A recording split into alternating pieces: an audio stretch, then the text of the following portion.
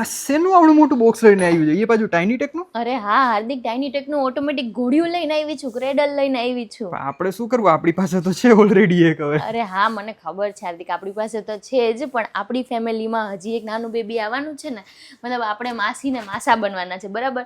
તો મેં કીધું જે બેસ્ટ ગિફ્ટ આપી શકીએ ને એ જ અપાય. તો બેસ્ટ ગિફ્ટ તો ઓટોમેટિક ક્રેડલ સિવાય બેબીઝ માટે બીજું એકઈ નથી હોતું, કેમ કે મમ્મીની લાઈફ બહુ ઈઝી થઈ જાય, બરાબર? આપણે ટીવી 1.5 વર્ષની થઈ ગઈ છે તો એ જ યુઝ કરી છે. તો હવે હું આને એસેમ્બલ કરીને બતાવું કે આ એકચ્યુઅલી છે ને અપગ્રેડેડ વર્ઝન છે આપણી પાસે છે ને, એના કરતાં તો હું એસેમ્બલ કરીને બતાવી દઉં ફટાફટ કેવું છે.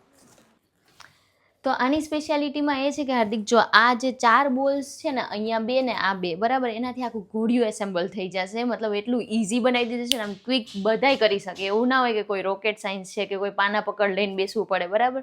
બાકી આ તો છે જ એની સ્પીડવાળી મોટર છે ને, એમાં રેગ્યુલેટર નથી ને, અહીંયા ડાયરેક્ટ છે ને આ સ્પીડ આપે છે, બરાબર? અહીંયા 1 2 3 આપણે જેટલી સ્પીડ રાખવી હોય એટલી.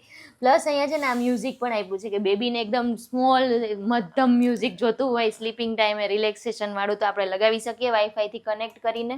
અને બીજું તો એ કે આને છે ને આપણે ડિસેમ્બલ કરી અને સાવ કોમ્પેક્ટ થઈ જાય કે ગમે ને કેરી કરવું હોય ને તો પાછળ ડેકીમાં કે પછી એક્ટિવામાં પણ આવી જાય.